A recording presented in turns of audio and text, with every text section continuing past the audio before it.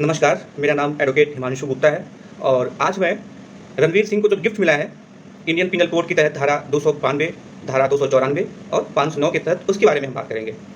भाई हमारे जाने-माने विख्यात अभिनेता जिन्होंने न्यूयॉर्क की एक कंपनी पेपर मैगज़ीन के लिए न्यूड फ़ोटोशूट कराया और उनको गिफ्ट में ये तीनों धाराएँ मिलती हैं। अब हम इन तीनों धाराएँ के बारे में बात करेंगे और ऑब्ससीन क्या होता है इसके बारे में बात करेंगे, इसका जन्म कैसे हुआ, means A to Z evolution इसका इवॉल्व कैसे हुआ और हमारा ऑनरेबल सुप्रीम कोर्ट इस पे क्या कहता है, क्या-क्या लॉज़ हैं, क्या बोलते हैं, हम उसके बारे में आज चर्चा करेंगे। तो शुरू करते हैं। तो होता क्या है, अब सुनिएगा, 1860 में भाई क्वींस विक्टोरिया का राज होता है। वो कहती हैं कि government is guardian for morality, मतलब सरकार तय करेगी कि मोरालिटी क्या होता है। ठीक है, 1860 में सेक्शन 292 टू 94 आके बैठ गए हमारे आईपीसी में, इंडियन पिनल कोड में। 1868 में पहला केस ऑब्ससीनिटी पे आता है रानी के दरबार में, क्वींस कोर्ट में, जिसका नाम है रेगिना वर्सेस हैकलिन। इस केस के बाद हैकलिन टेस्ट का जन्म होता है। अब हैकलिन टेस्ट क्या होता है?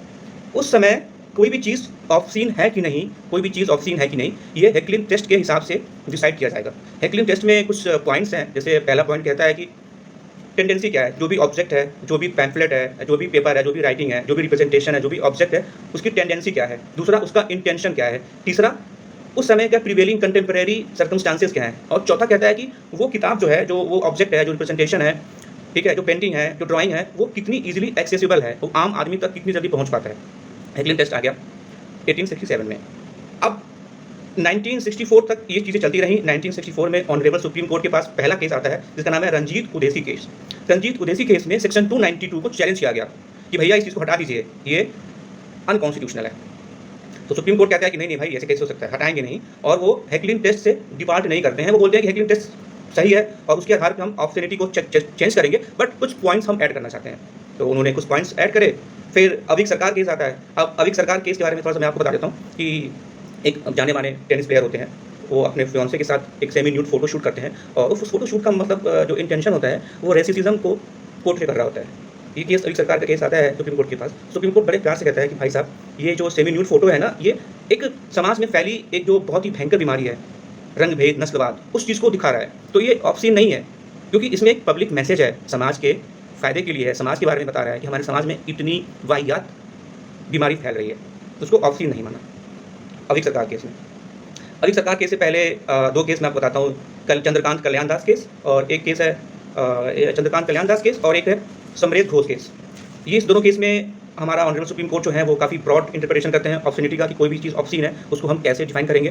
तो वो ये बोलते हैं कि जो टारगेटेड ऑडियंस की बात की उन्होंने ये बोला कि रीडर्स ऑफ माइंड, उन्होंने ये बोला कि समरेश घोष में एक नॉवल की बात आती है, प्रजापति नॉवल। तो उसमें ये कहा गया कि जज खुद ये तय करे कि अगर वो खुद हर एक एज ग्रुप में वो नॉवल पढ़ रहा होता तो उसके दिमाग में उस नॉवल का क्या असर होगा। अगर उसके दिमाग में वो नॉवल कुछ गंदे ख्याल पैदा कर रहे हैं, उसको डिप्रेव कर रहा है, उसको करप्ट कर रहा है, तो उसको ऑब्ससीन माना जाएगा, अदरवाइज उसको ऑब्ससीन नहीं माना जाएगा। देखिए कितनी प्यारी बातें हैं। ठीक है, अब इस केस के बाद मैं आपको एक बड़े फेमस केस के बारे में बताता हूँ, बॉबी इंटरनेशनल केस। हाँ, जिसको बैंडिट क्वीन के नाम से भी जाना जाता है। तो इससे भी आया कि भाई बैंडिट क्वीन में एक जो रेप केस के बारे में, जो रेप सीन है उसको बोला गया कि बहुत ऑब्ससीन है, ये अभद्र है, ये महिलाओं मतलब ये महिलाओं को वो चीज़ें पसंद नहीं आई।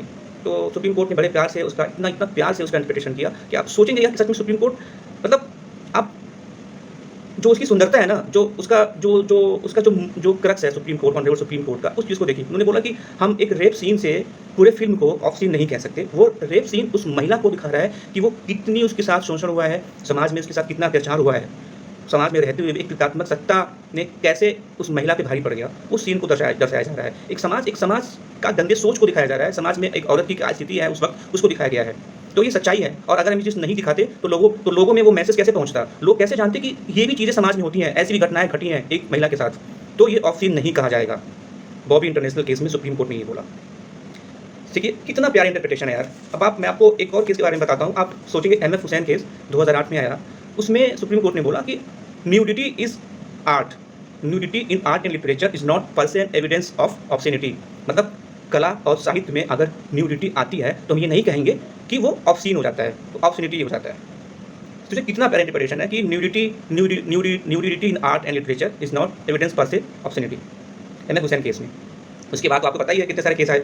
55 साल के हमारे कैप्टन व्योम साहब अपना 55 साल वर्षगांठ गोवा के बीच पे नंगे दौड़ के मना रहे थे, उनके खिलाफ केस हुआ। पूनम पांडे अपने हस्बैंड के साथ न्यूड फोटोशूट में आई, उनके साथ केस हुआ, एक्यूट हो गई। ठीक है, सुप्रीम कोर्ट ने बोला कि सुप्रीम कोर्ट ने भी अपना एक ब्रॉडर इंटरप्रिटेशन किया और ये दो लोग को अपना मतलब उनको बेल मिल गया और उनका वो भी बरी हो गए थे 12 साल के बाद। मिलिंद सोमन, कैप्टन विलियम साहब भी बरी हो गए थे। ठीक है, भारत माता पेंटिंग के बारे में आप बात कर लीजिए, किस ऑफ लव केरला में किस चला था उसके बारे में बात कर लीजिए। रिचर्ड गेरी भाई साहब जो एड्स कैंपेन के दौरान जानी मानी अभिनेत्री शिल्पा शेट्टी को किस कर देते हैं, ये भी केस आया था। तो देखिए होता क्या है, अब हम ये आप समझ गए। अब हम आते हैं सेक्शन 292 की तरफ। ये इसका एवोल्यूशन हो गया, सुप्रीम कोर्ट के क्या विचार हैं, सुप्रीम कोर्ट इस पर क्या कहता है। ठीक है, अब इवोल्यूशन है। सेक्शन 292 कहता है कि कोई भी ऑब्जेक्ट, कोई भी ड्राइंग, कोई भी पेंटिंग, कोई भी रिप्रेजेंटेशन, कोई भी किताब अगर आप बेचते हैं और वो लेसिवियस हो, उसका जो इफेक्ट प्रूडियंट हो और हमारे माइंड को करप्ट करता है और डिप्रेव करता है, तो वो ऑब्सीन की श्रेणी में आएगा। सेक्शन 292 ये कहता है लेसिवियस, प्रूडियंट इन नेचर हो और हमारे माइंड को करप्ट करे और डिप्रेव करे, ये हमारा ऑब्सीन कहता है सेक्शन 292। सेक्शन 294 की हम अगर बात करेंगे तो कहता है कि ऑब्सीन एक्ट एंड सॉन्ग्स, कोई भी एक्ट, कोई भी कार्य, कोई भी गाना अगर आप पब्लिक प्लेस पे गाते हैं, अगर वो ऑब्सीन है तो वो एक जुर्म कहा जाएगा। सेक्शन, ये दोनों सेक्शन क्लियर हो गया। अब रणवीर सिंह का केस के बारे में हम बात करते हैं। पेपर मैगजीन एक ऐसा मैगजीन है, जरूर वो एक मैगजीन के लिए उन्होंने फोटोशूट किया है। अब वो मैगजीन का अगर आप इंट्रोडक्शन पढ़ेंगे तो उसमें लिखा हुआ है कि we are dealing with fashion, art, film, literature et cetera et cetera, उन्होंने पहले से मेंशन कर रखा है। और ऐसा भी नहीं है कि वो मैगजीन सबके हाथ में पहुंच जाता है, हर कोई उस मैगजीन को पढ़ रहा है। ठीक है, पहले दूसरी चीज़। तीसरी चीज़, यार ये थोड़ी है कि एक कम्युनिटी को, मान लीजिए एक कम्युनिटी को नहीं पसंद है कोई भी चीज़, तो जरूरी है कि एक कम्युनिटी को चीज़ें, जरूरी है ना कि जरूरी थोड़ी कि एक कम्युनिटी को चीज़ें पसंद हो। भाई दो चीज़ें हो सकती है ना। अब एक कम्युनिटी को नहीं पसंद है तो उसके लिए थोड़ी है कि भाई किसी फिल्म में एक रेप सीन आपको पसंद नहीं आया तो बोलो कि भाई पूरा फिल्म ऑप्शन है, पूरा फिल्म ही गंदा है। ऐसे कैसे हो सकता है, बात समझ रहे हैं ना। तीसरा पॉइंट आप देखिए इस केस में क्या चीज़ें आ सकती हैं कि बहुत सी फिल्में बनती हैं, बहुत सी फिल्मों में रेप दिखाया जाता है महिलाओं के ऊपर। ऐसे बहुत से सीन होते हैं जो आपत्तिजनक होते हैं, लेकिन वो सीन्स दिखाना ज़रूरी होता है ताकि हमें पता चले कि महिलाओं की वास्तविक रूप में उनके साथ क्या क्या चीज़ें घट सकती हैं, वो क्या क्या चीज़ें झेल रही हैं। तो उसको हम ऑब्ससेनिटी नहीं कहा जाएगा। न्यूडिटी, वल्गैरिटी, ऑब्ससेनिटी, ये तीनों अलग अलग चीज़ें हैं। इसको आप सुप्रीम कोर्ट को डिफाइन करने दीजिए, आप स्वयं इसको डिफाइन ना करें। ठीक है, एक सुप्रीम कोर्ट की जजमेंट में उन्होंने कहा था कि सेक्स, जो दो लोगों के बीच में सेक्स, जो भी सेक्स होता है, तो शादीशुदा के बीच में भी सेक्स होता है। जो लोग शादीशुदा नहीं हैं, जो लोग शादी के बाहर हैं, जब उस सेक्स को समाज मान्यता दिया है, वो जुर्म की श्रेणी में तो नहीं है ना, क्योंकि वो ऑलरेडी समाज के द्वारा माना गया है, वो जुर्म नहीं है। तो कितनी अच्छी बात है। फिर तो भाई समाज जो शादी के बाहर हैं उनको सेक्स करने की अनुमति नहीं होनी चाहिए, क्योंकि भाई वो तो ऑब्सीन है। क्योंकि समाज के एक तबके को रहेगा कि अरे भाई ऐसे कैसे कर रहे हो, शादी नहीं की और सेक्स कर रहे हो। बात को समझ रहे हैं ना। लेकिन सुप्रीम कोर्ट ने क्या बोला, भाई दो लोग अगर राजी हैं, आप शादी किए हो शादी नहीं किए हो, वो आपका प्राइवेट चीज़ है, आप प्राइवेट मैटर है, आप सेक्स कर सकते हैं, कोई जुर्म नहीं है। This is called broader interpretation of any law. तो ऑनरेबल सुप्रीम कोर्ट की, इसलिए अब मैं कहता हूँ और कि सुप्रीम कोर्ट का इंटरप्रिटेशन जो है वो सच में आप खुद सोचने पर विवश हो जाएंगे कि वो लॉजिकल रीजनिंग चीज़ें, वो लॉजिक रीजनिंग, एक जज क्या क्या चीज़ें सोचता है कि एक आम आदमी को अपनी जगह पे खुद को बिठा करके जब वो चीज़ें सोचता है ना, तब ऐसी चीज़ें निकल के आती हैं। ठीक है, तो ये रहा आपका पूरा केस। 1860 से शुरू हुआ, 1965 में पहला केस इंडिया में आया। उसके बाद रंजीत उदेसी केस में ऑब्ससेनिटी को चैलेंज किया जाता है। फिर आपका चंद्रकांत कल्याण दास केस आता है, समरेश बोस केस आता है, अविक सरकार का केस आता है, बॉबी इंटरनेशनल का केस आता है, MF हुसैन का केस आता है। कैसे हमारा सुप्रीम कोर्ट ऑब्ससेनिटी पे इवॉल्व होता है, कैसे उसने अपनी चीज़ों को निर्धारित किया, कैसे उसने एक प्रिंसिपल्स बनाए कि ये गाइडलाइंस आप चेक करें कोई भी चीज़ ऑब्सीन है कि नहीं है। मैं एक बार और आपको प्रॉपर तरीके से बता देता हूँ चेक करने के लिए कि कोई भी ऑब्जेक्ट, कोई भी ड्राइंग, कोई भी पेंटिंग, कोई भी किताब एटसेट्रा अगर लेविसियस है, प्रूरियंट इफेक्ट है और हमारे दिमाग को करप्ट और डिप्रेव कर सकता है, तो वो ऑब्सीन की कैटेगरी में आएगा। सेक्शन 292। सेक्शन 294 कहता है कि कोई भी गाना, कोई भी कृत्य, कोई भी एक्ट अगर आप पब्लिक प्लेस पे करते हो और अगर वो ऑब्सीन है तो वो ऑफेंस की कैटेगरी में आएगा। सेक्शन 294। सुप्रीम कोर्ट ने हैकलिन टेस्ट के साथ कुछ चीज़ों को इंक्लूड किया, उसको मॉडिफाई किया और वो बोला कि कोई भी चीज़ को हम अलग अलग करके नहीं देख सकते। जैसे एक फिल्म में फिल्माया गया एक रेप सीन को हम सिर्फ रेप सीन के बल पे ये नहीं कह सकते कि वो फिल्म ऑब्सीन है। Example bandit queen movie. ठीक है, उसने बोला कि हम पूरा वाक्य है उसको देखना होगा कि उसका इंटेंशन क्या है, उसका मैसेज क्या है समाज के प्रति, वो क्या दिखा रहा है, क्या उसका इंटेंशन हमारे दिमाग को गंदा कर रहा है, क्या उसका इंटेंशन हमारे दिमाग को डिप्रेव कर रहा है, करप्ट कर रहा है, ये देखना पड़ेगा। तीसरी चीज़ सुप्रीम कोर्ट बोलता है कि जो भी किताब है, जो भी फिल्म है, जो भी ड्राइंग है, पेंटिंग है, क्या वो ईजिली सबके पास एक्सेसिबल है, क्या वो सब लोग उसको पढ़ पा रहे हैं। चौथी चीज़ ये कहता है कि उसका मैसेज क्या है। अगर कोई भी चीज़ उसका पब्लिक इंपॉर्टेंस है, अगर वो समाज की बुराइयों को दिखा रहा है, समाज की अच्छाई के लिए है, तो ऑब्सीन नहीं कहा जाएगा। अगर देखिए सोचिए ना, अगर हम हर चीज़ पे ऑब्सीन देखना जाएंगे तो कॉन्डोम के पैकेट्स पे एड्स आप देख लीजिए, सेक्स रोगी समस्याएं मिलने के लिए जो बैनर टंगे होते हैं उसको देख लीजिए, वो भी तो एक ऑब्सीन की कैटेगरी में आया ना फिर। लेकिन ऑब्सीन नहीं है ना, कहने की वल्गैरिटी या जो भी चीज़ें वो तो ऑनरेबल सुप्रीम कोर्ट के पास है, और लेकिन ये ऑब्सीन नहीं कहा जाएगा। भाई एक्सेप्टेबल है ना ये चीज़ें, जुर्म तो है नहीं ना, वरना फिर तो ये इनकी ब्रांडिंग, इनकी मार्केटिंग तो बंद हो गई होती। समझ रहे हैं। तो ये पूरा केस रहा। और मैं आपको एक छोटा सा वाक्य बताता हूँ। खैर अब बात हो ही गई है, तो क्या था मांटो साहब को आप जानते हैं, सादत हसन मांटो साहब, उनके ऊपर 6 बार ये आरोप लगाया गया कि आपकी जो पत्रिकाएँ हैं, आपने जो चीज़ें लिखी हैं वो ऑब्सीन है।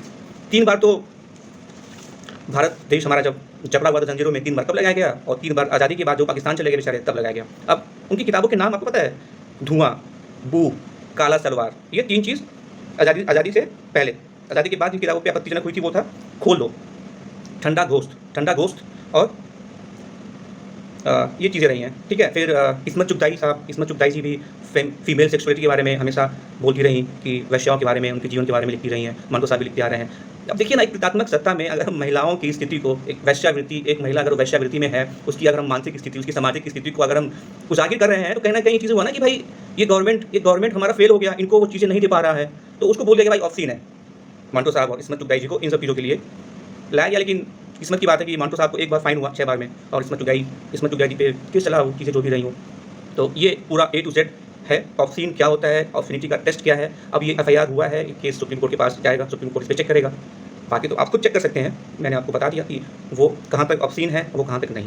एक चीज़ आती है कम्युनिटी स्टैंडर्ड, मतलब जिस समाज में हम रहे हैं, हमारा समाज में किस चीज़ की मान्यता है, हमारा समाज कितना इवॉल्व हुआ है। अब ये थोड़ी है कि यार किसी चीज़ को आप झेल नहीं पा रहे हो, आपके लिए सेक्स अच्छी चीज़ नहीं है, आपके लिए सेक्स एजुकेशन सर्व की बात है, तो आप बोलोगे कि ऑब्सीन है। नहीं, जो लोग इस चीज़ को पढ़ सकते हैं, समझ सकते हैं, लॉजिकल हैं, अगर वो भी इस चीज़ को कहते हैं ऑब्सीन है, तो भी एक पॉइंट कहा जाता है कि ठीक है भाई चलो ऑब्सीन है, आप ये कह रहे हैं तो। अदरवाइज़ हर कोई बोलने लगे कि नहीं ये चीज़ ऑब्सीन है, तो ये चीज़ ऑब्सीन नहीं कही जाती, ठीक है। और जिस कम्युनिटी से रणवीर सिंह बिलोंग करते हैं, जिस कम्युनिटी को रिप्रेजेंट करते हैं, ये भी चीज़ें देखने वाली बात है।